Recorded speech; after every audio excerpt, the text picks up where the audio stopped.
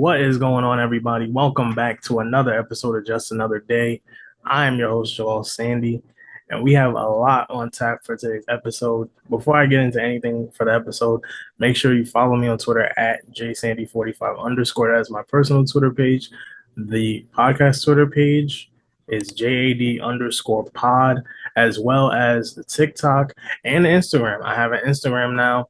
Not sure what I'm going to do with it. Probably post reels or uh, long form IG clips. But yeah, follow me on Instagram. Trying to gain a following on there. If you're listening on Apple Podcasts or Spotify, truly appreciate you. We are available on every single audio platform out there. So wherever you listen, you definitely can find us. And if you haven't, leave a rating and review. The title of today's episode is Dog Days of Summer. And the reason I titled it that was because we are at a point in at least the sports world. I know there's a lot of things going on in the real world, but in terms of sports, you're in the start of preseason for the NFL. Um, the NBA is really at a standstill right now. Like there really isn't anything going on. The last time I made an episode, we're waiting on Kevin Durant and Donovan Mitchell, and still to this day, as about a month later, we are still waiting for Kevin Durant to be traded or decide he doesn't want to be traded, and we're still waiting for Donovan Mitchell. And then baseball has reached a point where either teams are on fire and they've hit a hot streak or they've hit a brick wall.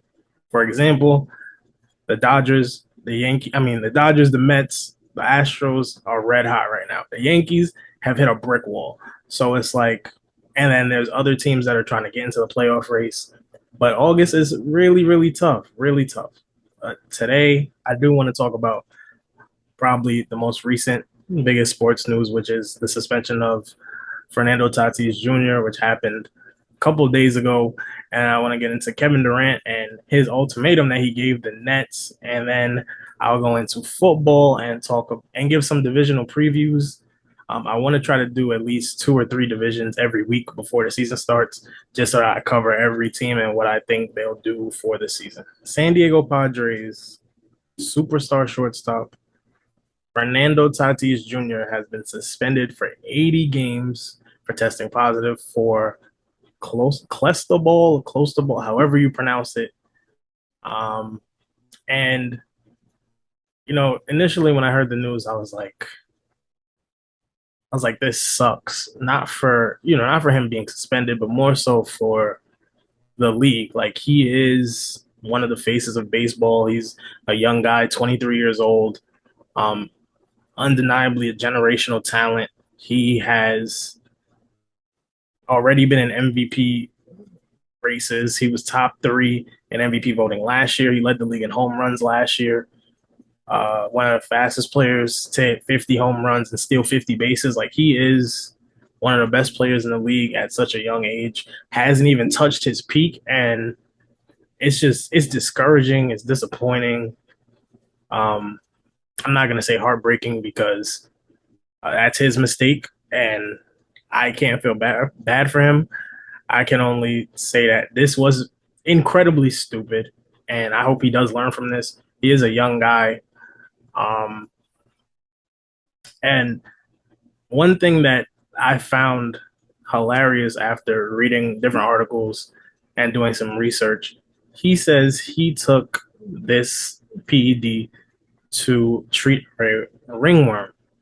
I don't even know how you get a ringworm. I think you get it from touching or coming in contact with other people that have it or whatever. But he says he got it for that treatment. Turns out the medicine he was talking about or that he was referring to was a different name, very close to this PED, but a different name. And the one he actually used was to help him heal faster because, now let's rewind back to March, he developed the wrist injuries from multiple motorcycle accidents. And he basically used this drug to cover up his injuries so that the Padres would not put him on the injured list. Um, and honestly, like there really is no way to get around using PEDs anymore. Like Guys got away with it for years until about 2005, 2006. And since then, MLB's been cracking down on it. But I don't think it's an issue. There's only about 3 guys per year that get caught, and there's over 1,000 players in Major League Baseball. So I don't think it's that big of an issue. But for it to be one of the league's top stars, somebody that they were pushing to be one of the faces of the league, he was just on the on MLB The Show cover video game last year. Like he was gonna be, and I mean he still can be a young star, but that's tough to do. And I don't really know like who I can compare it to. He like I can't even because Alex Rodriguez got caught, but he was out of his prime, and it's a completely different situation. But yeah, it's tough. So just to clarify, he's suspended for the rest of this season, which makes him ineligible for the playoffs this year. And on top of that, he is suspended for the World Baseball Classic in 2023 and 30 more additional games next year. So this is a huge blow to the Padres, who really made a push to create a roster that could compete for a World Series this year. They trade for Juan Soto and Josh Bell. They go get Josh Hader from the Brewers. Like these are all top players in the league, and for him to completely dismantle everything that they've done with one bad decision, one stupid decision, super tough. And his teammates they're ripping into him, and rightfully so. Like one of them said, this is the second time he's disappointed us this year. Another one said they're disappointed, and he's crushed their hopes of having a championship. I mean, to be honest, I'd have to agree. They had a chance of having some generational talent on the field together with each other at the same time with Manny Machado, Juan Soto, and Fernando Tatis. And now we have to wait another year. Well, not really a year, a few months, a whole off season just to see that. And for him to get back in the good graces of MLB fans, he is going to have to perform well. A lot of the times, guys get caught with PEDs and they're trash, and then other times they perform well and fans forget about it. So, it's going to be a long road back to that stature, and he may not ever get back to that in terms of his perception from fans, but it is what it is at this point. He's still a super talented guy. He'll be generational talent and fun to watch for years to come, but his legacy is already tainted at such a young age, and that's what is so disappointing about this whole thing. Moving on to the NBA really quickly, like I don't really have much to say about the NBA. I do want to say rest in peace to Bill Russell. He passed away a couple weeks ago, and he was a pioneer for the game of basketball. He really made it or he propelled the game forward for black players and for people that didn't really take it seriously at the time in the 60s. A lot of people were playing part-time basketball, and for him to be as successful as he was and as consistent as he was for so many years, and then become a coach and win as a coach and have a long-lasting legacy for so many years, to the point where the Finals MVP trophy was named after him, and to have so many black athletes, black players come into the NBA and look up to him.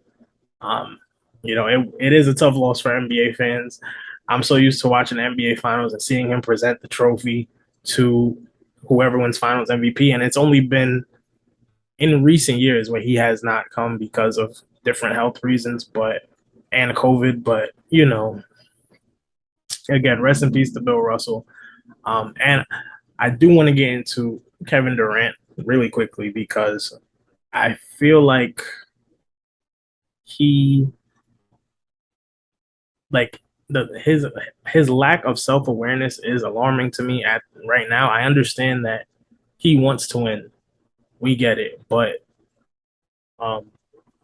you give your team the ultimatum of either keeping you and getting rid of Steve Nash, the head coach, and Sean Marks, the general manager, or trading you and letting you be happy elsewhere. If I recall, this is the coach that Kevin Durant and Kyrie Irving wanted on the team. They forced Kenny Atkinson out of the door, brought in Steve Nash, and once he was brought in, they went on a podcast, on Kevin Durant's podcast, and said, "Oh, I don't feel like we really have a head coach." So that's number one. You bring him in and you disrespect him. I felt like they weren't really listening to him anyway. I didn't think Steve Nash was a great coach. It just seemed like a lot of things that the Nets did were freelance. Um, and I think people had the idea that because he was coached by D'Antoni that he would push forward some of those principles. But um, yeah, he's put in a tough position. He's not a great coach. I think he could be a great player development coach, not a head coach.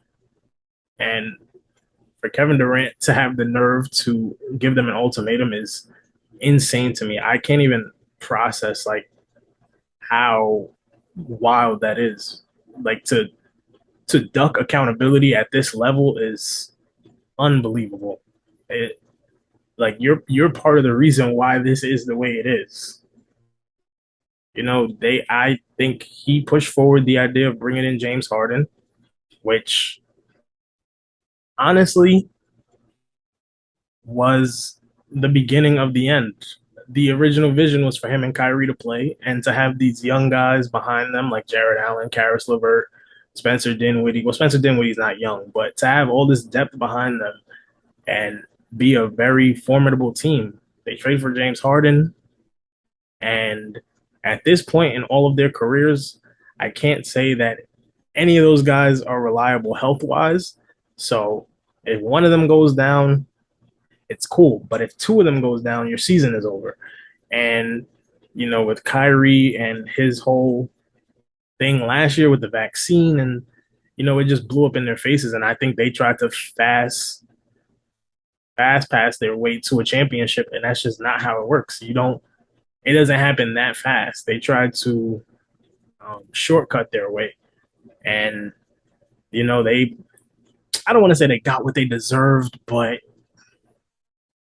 you know, there's just a certain way you do things, and there's a whole process you have to go through. And it was like the Nets just tried to adapt within a matter of 30 games or 35 games, however many they played together. I'm not even sure. Now, granted, when they were all on the court together, they looked great, but because of health reasons, they barely played together, and that took a toll on James Harden, and it probably hurt KD and James Harden's relationship a little bit. They probably talked it out at this point, but um,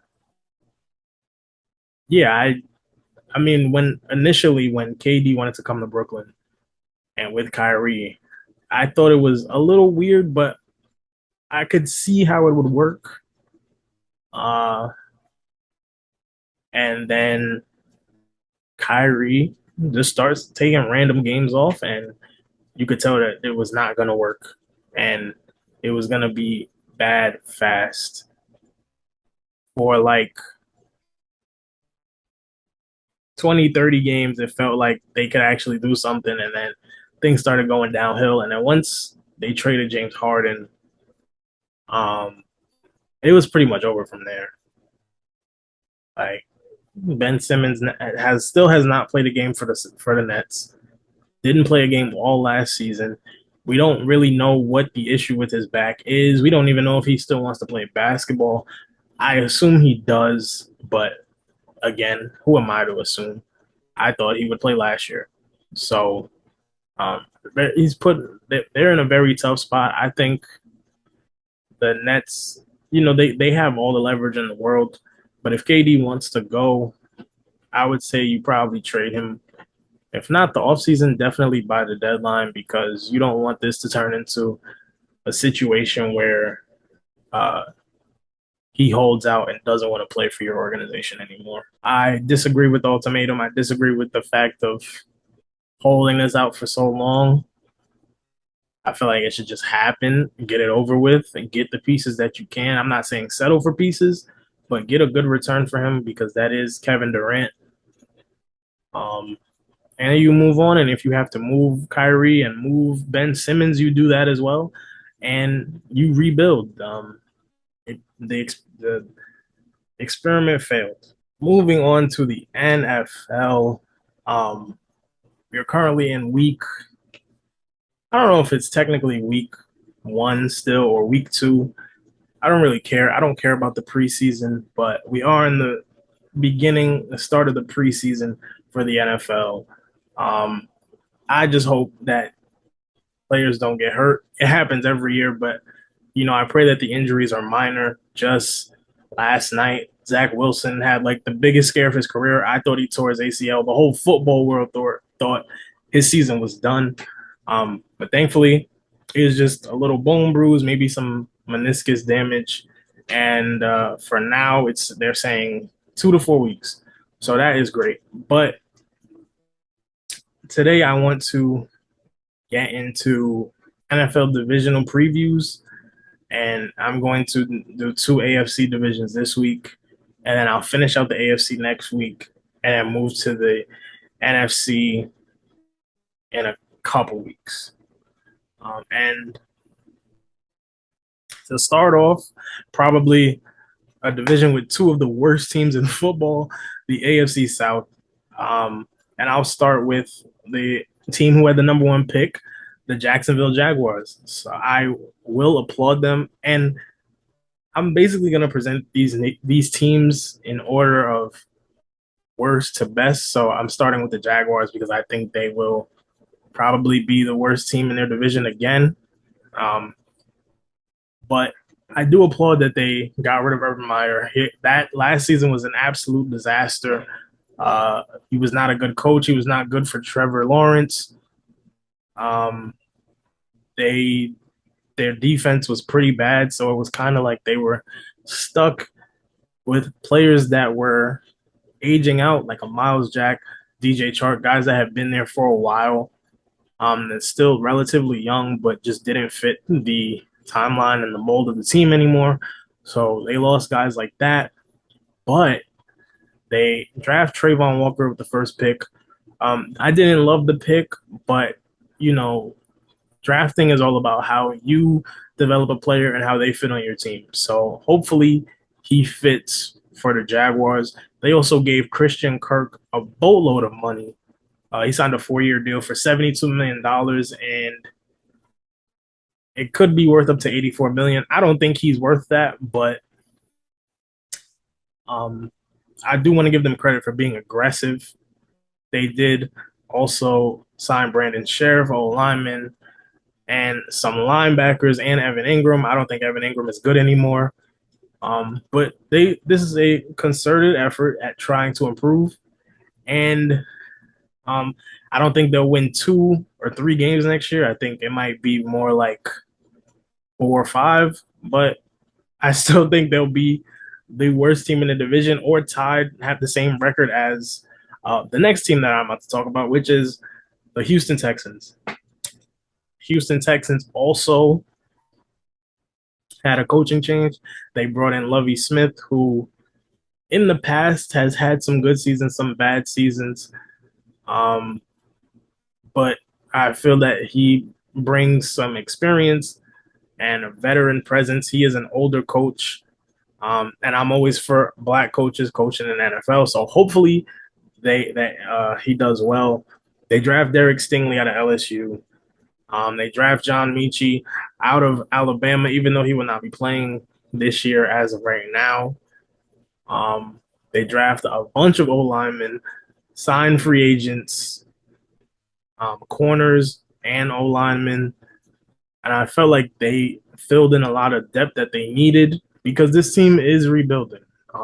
They did lose Justin Reed, who's probably their best defensive player, but that's what happens when your team isn't winning and it's clear that they're going in a different direction. For the Texans, I don't really know. I think I just love the fact that they made up the depth that they needed in the offseason. I don't think that they're gonna be instantly better. It might take a while. We don't know how good Davis Mills is. He showed flashes last year, but I think he's a better fantasy quarterback than he is a real quarterback.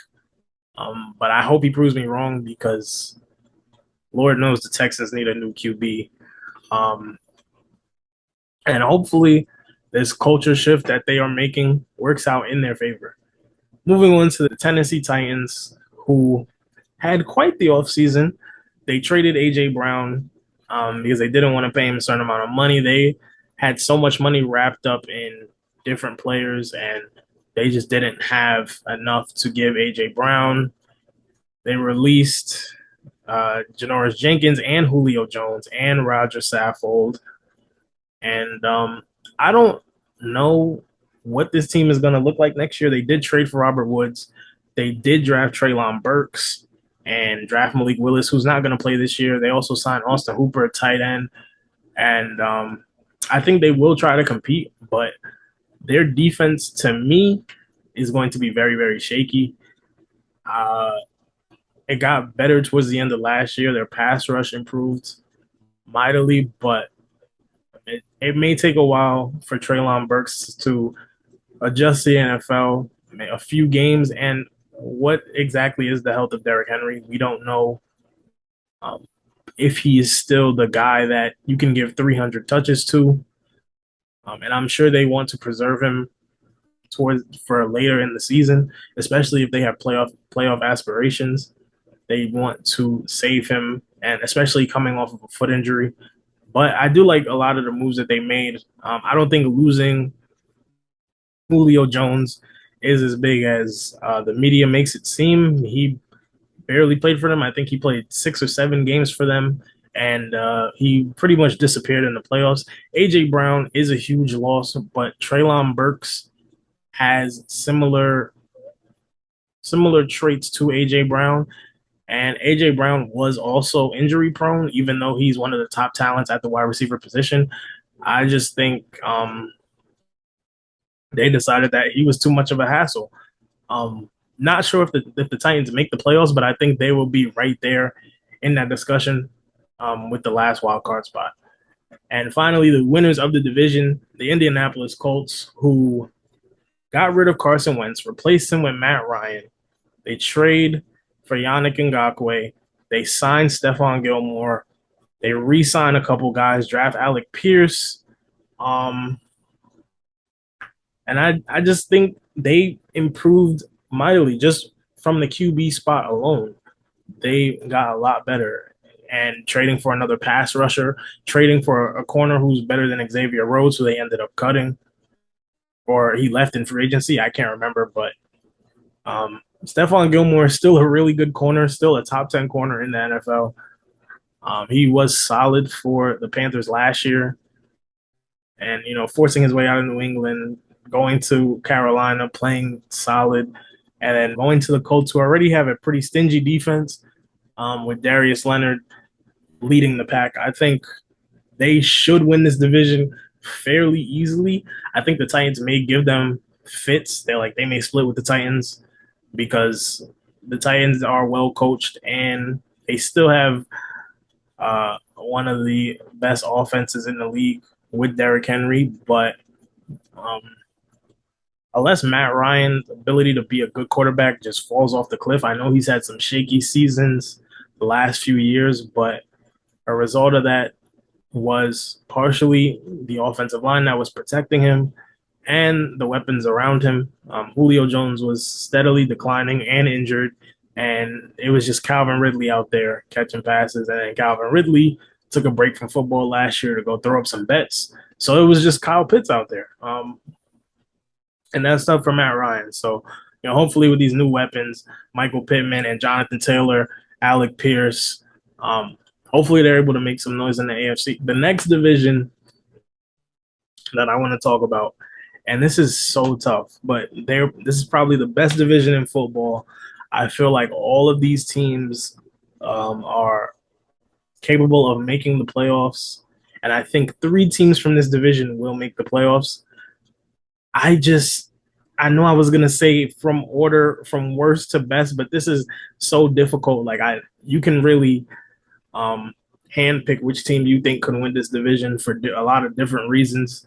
I'm gonna start with the Denver Broncos, who arguably got the best player this offseason, and Russell Wilson. Trading for Russell Wilson um, was huge, huge. They already have the weapons they need. Jerry Jeudy, Cortland Sutton, Javonte Williams, Melvin Gordon, Albert O. They signed Randy Gregory from the Cowboys. He had a very solid year last year. It was one of the better pass rushers in the league. They also signed DJ Jones from San Francisco 49ers, who's solid run stopper up the middle. Um, and, for me, it's just how well does Russell Wilson fit in this offense? He's still one of the best quarterbacks in the NFL. It's just how will he adjust to this new offense? Forgot to mention they also have a new head coach, Nathaniel Hackett, who was the offensive coordinator for the Packers for 2 years. So for 3 years, excuse me. So how will he handle being a head coach? I know the Packers were very run heavy, and that's with having Aaron Rodgers. So I am interested to see how this team works. Moving on to the defending division champions, the Kansas City Chiefs, still coached by Andy Reid, still have Patrick Mahomes, still have Travis Kelce, but no longer have Tyreek Hill or Tyrann Mathieu, who they replaced with Juju Smith-Schuster and Justin Reed and Sky Moore. I think the Chiefs will still be solid. I'm just worried about their defense per se. They did get better at the end of the year. They struggled mightily through the first half of the year, and then as time went on, when the offense started struggling, they picked it up and pretty much flipped the script. I like their pick of Trent McDuffie and George Karlaftis. That's another corner and a pass rusher for their defense, young guys who were really, really solid in college. Losing Tyreek Hill is so tough. Like that, he is probably the best weapon in the NFL. Um, and some people might say, well, does that mean he's the best receiver? Not necessarily, because you can put Tyreek Hill anywhere on the field and he can make things happen. You can put him on the outside, you could throw him in the slot, you could put him in the backfield if you want to get freaky, you could do that too. His speed alone makes him probably the most dangerous player in the NFL. And that truly a tough loss, but I think they'll be okay. As long as they have Patrick Mahomes, they will be one of the better teams in the AFC. Losing Tyrann Mathieu is also tough, but Justin Reed comes in from Houston, and he is really, really solid. I am looking to see from them whether they change up their offensive approach a little bit. I felt like last year they passed the ball entirely too much and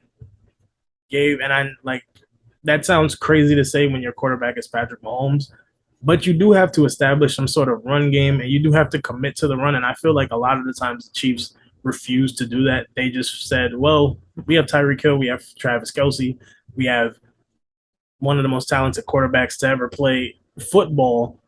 So we're just going to throw the ball around the yard. And that worked for a while. It gave us one of the greatest games the last 10 years with that AFC divisional game versus the Bills.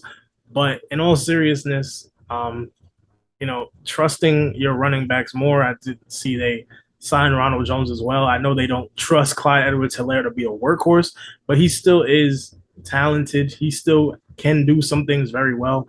And Ronald Jones isn't a bad running back either. So they have depth in the backfield, and I feel like they need to use these backs a lot more. Moving on to the Los Angeles Chargers, who really were on the cusp of making the playoffs last year. They missed it by a game. There was a game at the end of the season, which was basically like the play-in game for the playoffs for that last wild card spot. And I think they went out and they got exceptionally better. They went and got J.C. Jackson from the Patriots, who is one of the best corners in the NFL. They traded for Khalil Mack, who is declining a little bit, but he is still capable of being a great pass rusher. Um, and that is teaming him up with Joey Bosa. And they also signed Kyle Van Noy from the Patriots. Or Patriots, Dolphins? I'm not sure. To me, it felt like the Patriots and Dolphins were just giving each other players because Brian Flores was coordinator for the Patriots. So I can't remember if he was on the Patriots or the Dolphins. I know he played for both. I just can't remember which one he came from. But they add Kyle Van Noy, who is a very solid running back, a very solid linebacker. They go in the draft and draft guard Zion Johnson. They draft Isaiah Spiller, a running back, to give some relief to Austin Eckler.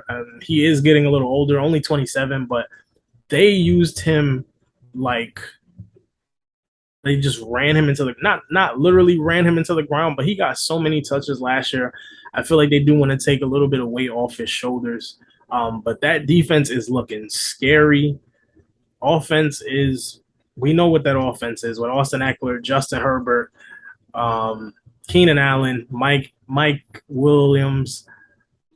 I'm interested to see. I think they may be slightly overrated, but I do like the moves that they made on defense because I felt like their defense was Swiss cheese last year. They had the talent, they had the names, but they gave up a lot of yards last year. Um, I'm interested to see if Justin Herbert takes another jump, and will Keenan Allen still be that number one option, or will Mike Williams kind of take over? He started off last season very strong and then kind of dipped down throughout the season. So I'm curious to see if he can be more consistent or if Keenan Allen will still be that number one option. And lastly, we got the boys in Vegas, the Vegas Raiders, who also made a lot of great moves. They gave Derek Carr an extension. They gave Max Crosby an extension. They go out and trade for Devontae Adams. They trade for Rocky Sin in that Yannick Ngakoue trade I talked about earlier. They signed Chandler Jones. And to me, I feel like, at least from an offensive perspective, they are probably the most complete offense in this division, without a doubt, especially from a talent standpoint. You have Derek Carr at quarterback, Josh Jacobs, even though I believe he might be a little bit overrated because he's always injured. You have Devontae Adams, who right now is still the best receiver in the NFL.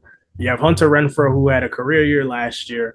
You also have Darren Waller, who is one of the best tight ends in the league. He did have a little bit of a down year last year, but he's still a touchdown machine.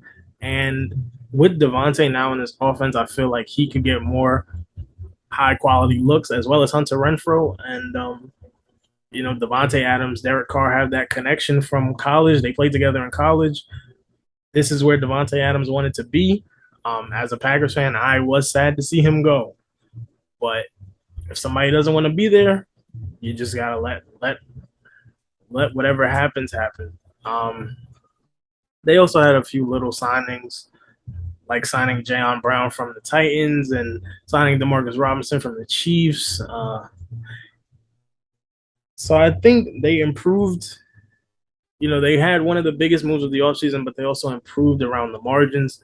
Their pass rush was already solid. Adding Chandler Jones was unbelievable. I like their secondary. Linebackers may need a little work. I guess that's why they signed a few. But this team is going to be an offensive juggernaut. I don't think there's any doubt in that. I'm just curious to see how consistent Derek Carr can be. He has shown the ability to be a borderline top 10 quarterback. I don't know if he's top 10. I don't really feel like thinking about that right now, but he can be in the conversation when he is at the top of his game. And now with all these weapons, they have no excuse to miss the playoffs. They have no excuse to get bounced in the first round. I know the AFC is tough, but with this talent at the receiver position, all these weapons you have at your disposal, there are no excuses. The only excuse is injury. That's the only way you get a pass from me. If your team is injured, fine. Other than that, they should have no issues. If I had to pick because like I said, I didn't do this one in order. So if I had to pick a winner for this division, I would probably still go the Chiefs. But I think